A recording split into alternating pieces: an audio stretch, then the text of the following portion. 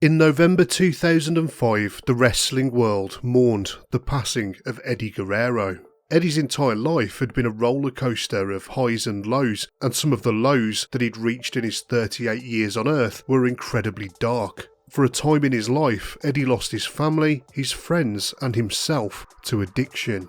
But during the period of life that he reached before he passed away, Eddie had finally found some stability in both his personal and his professional life. In his career, Eddie wrestled in all corners of the globe. He worked in North America, Europe, Japan, and of course, Mexico. He was a naturally gifted grappler, having been born into a wrestling family, and he was trained to wrestle by his father and his brothers in their backyard.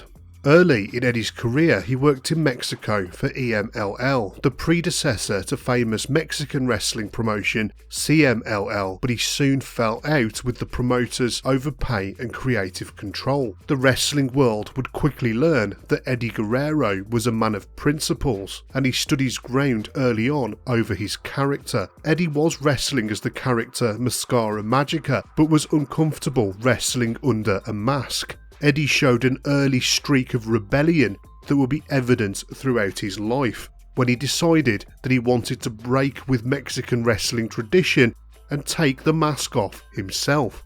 The bookers in EMLL wouldn't allow him to take the mask off. Guerrero was furious with the decision, and then he left the company under a cloud and they blackballed him.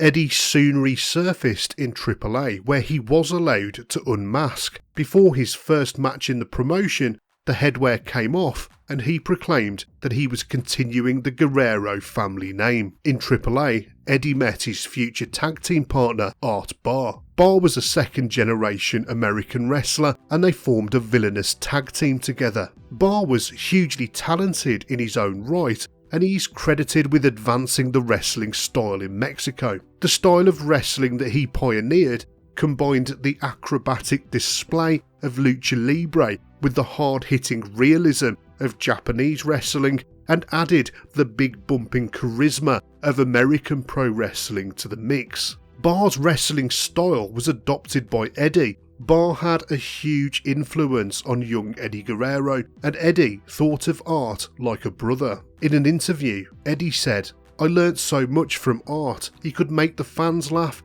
he could make them cry, and he could make them pissed off. He made me realise that there's more to wrestling than just wrestling. He helped me change my personality in the ring. He had a big effect on me." While he and Eddie were making more money than ever before in their tag team and wrestling to critical acclaim, Barr was miserable living in Mexico thanks to being thousands of miles away from his family. Already known for living fast when outside the ring, Barr's drink and prescription drug use massively increased. While visiting family for Thanksgiving in America, Barr passed away in his sleep. He was intoxicated by a cocktail of drugs and alcohol. When he died, he was only 28 years old. In an interview, Eddie said, "I cried 3 months straight when he passed away. He was like a little brother to me. We lived together in Mexico for 3 years. If I wasn't with my wife, I was with him. We were each other's family."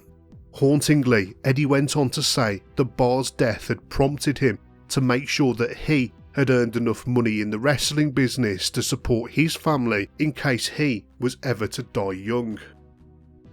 In 1992, Eddie wanted to move on from Art Barr's death, and so he went to ply his trade in Japan, where he met Dean Malenko and Chris Benoit for the first time.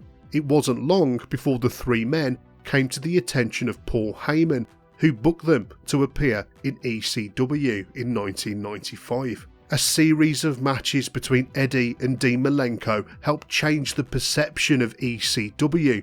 Now, not only was ECW famous for its violence, but it was also known for its world-class technical wrestling, thanks to these three men. WCW came calling next. Eddie found success in 1996 when he won a tournament to become United States Champion, where he defeated Diamond Dallas Page in the final match. Eddie was one of WCW's truly great US champions. He had stellar matches against Chris Jericho, Dean Malenko, Six and Chris Benoit, amongst others. He would later go on to become one of the best ever cruiserweight champions in WCW history, and that's in a division that was crowded with hugely entertaining wrestlers. Eddie proved his worth to WCW over and over again, eventually turning heel and being very effective with it. In 1997, he would have an all-time classic match against Rey Mysterio at Halloween Havoc in a mask versus cruiserweight title match. But despite all of this incredible work, Eddie was deeply frustrated during his time in WCW. WCW's glass ceiling was unbreakable to all but the usual suspects in 1998, and so Eddie got steadily angrier at his position in the company, eventually leading to a heated confrontation between himself and Eric Bischoff backstage. The rumour that circulated around wrestling for years was that Bischoff literally threw hot coffee over Eddie in a fit of rage, but in an interview, Eddie set the record straight. He said, "We had our little coffee incident. I can't blame him. Maybe he thought I was ungrateful or something. I just wasn't happy with the situation. He had mentioned once that if I wasn't happy, to tell him, and that's what I did. He really felt I was ungrateful at the time, and I can see his point. He didn't throw the coffee at me, he kind of threw it at the ground, but it still got on me. I think he was a little upset, but it's been blown out of proportion." Somewhat begrudgingly, Eddie would continue to wrestle for WCW as there was still time left on his contract. They worked the coffee incident into an angle on Nitro, giving him screen time, but that didn't elevate him into the main event. Far darker times were coming for Eddie, as on New Year's Day in 1999, he would be involved in a horrific car accident. Eddie took an unsafe dose of a legal form of GHB after having an argument with his wife Vickie. In the early hours of the morning, he drove to the local grocery store but fell asleep at the wheel. Eddie's car went hurtling down a cliff. While Eddie survived the crash, the knock-on effect from his injuries were long-reaching. Eddie would be feeling the effects of the accident for months and years to come, and it would act as a trigger for his spiral into painkiller addiction. In an interview at the time, Eddie said, "I'm dealing with a reconstructed ankle and 3 fractured vertebrae that I'll have for the rest of my life. I have constant pain." Eddie, along with Dean Malenko, Chris Benoit and Perry Saturn, jumped ship to the WWF. All 4 men were sick and tired of their position on the card in WCW, and after years of toiling they were getting nowhere. And so this was a fresh opportunity for the men in the WWF, and it was thrilling for both them and the fans at home. The first official WWF match for Eddie was a tag team match with him and Saturn, facing the Road Dogg and Billy Gunn. Unfortunately, Eddie dislocated his left elbow while attempting his signature frog splash at the end of the match. At the worst possible time, Eddie was put out of action at the very start of his WWF career. Eddie was happy to return to the company in the spring after some recovery time on his elbow, but his addiction to painkillers was growing ever bigger.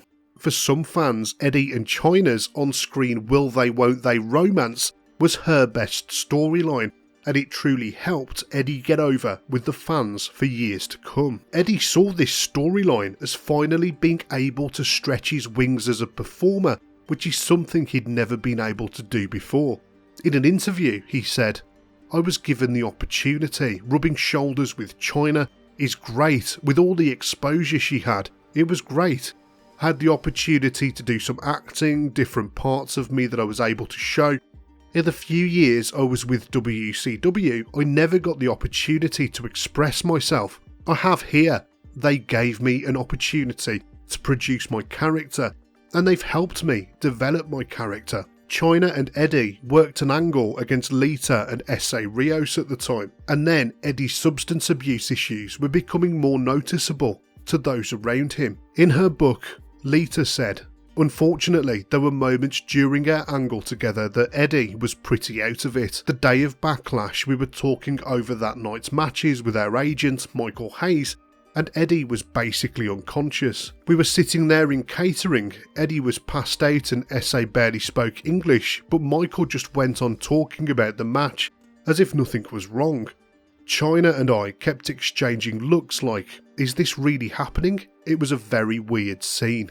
By now, it was common knowledge amongst Eddie's circle of friends that he needed pills and alcohol just to function. Dean Malenko and Chris Benoit started to fear for their friend's health, and so they set up a meeting with him, Jim Ross and Bruce Pritchard. During the meeting, Jim Ross gave Eddie an ultimatum to go to rehab or to lose his job. Eddie decided to go to rehab, but it didn't work, and then he relapsed again. Eddie ended up arrested in November 2001 for driving under the influence, and then he was fired by the WWF. Eddie wasn't just ruining his wrestling career and alienating his friends and colleagues, he was also spoiling his personal relationship with his wife Vickie and his 2 children. In an interview after his death, Vickie said, "It was a real hellhole.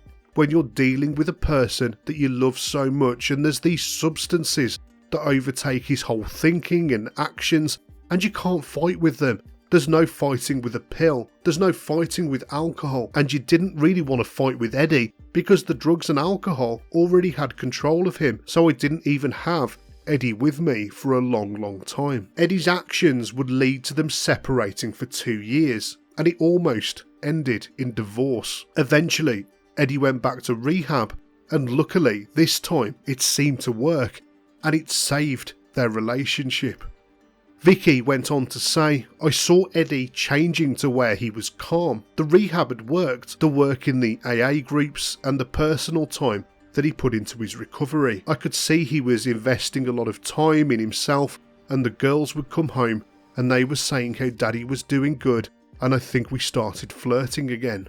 Eddie started rebuilding his wrestling career too, where he started to regain the trust of different promoters for being a reliable worker. The WWF took a chance and rehired Eddie in 2002, where he would embark on his most successful run of his career.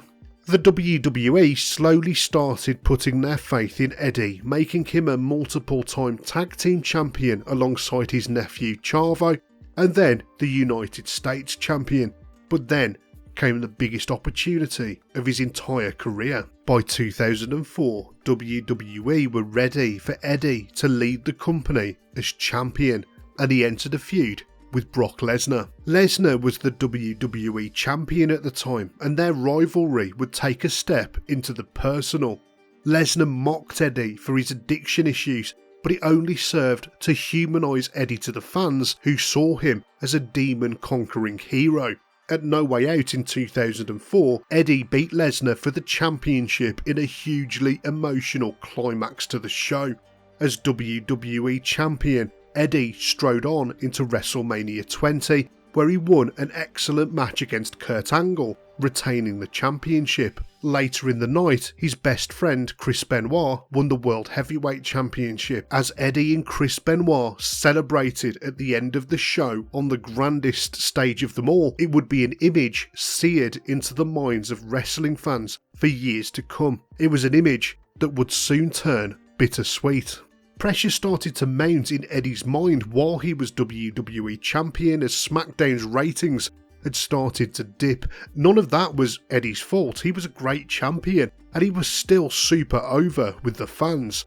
Rather, Brock Lesnar had left the company, Kurt Angle and The Big Show were both injured, and former mid-carder and tag team wrestler JBL was being pushed as the lead heel on the brand. All of those factors combined to contribute to the decline in SmackDown's popularity. WWE management tried to assure Eddie that everything was fine. Eddie wasn't in the right place to be WWE champion, and so he asked to drop the title. At the Great American Bash in 2004, Eddie lost the championship to JBL. On November the 13th, 2005, Eddie was found unconscious in his hotel room. He was discovered by his nephew, Chavo Guerrero. Chavo said that when he found Eddie, he was barely clinging to life. Chavo called an ambulance for his uncle, but it was too late. Eddie was pronounced dead at the scene. Later, the autopsy revealed that he'd passed away from acute heart failure caused by underlying cardiovascular disease. Eddie was just 38 years old. Eddie's heart had become very enlarged and his arteries very narrow from his long history of drug abuse. Naturally, Eddie's death took a personal toll on his friends and family, and we as fans can speak to how it affected us. Eddie's death broke the hearts of wrestling fans all around the world, and he is remembered to this day.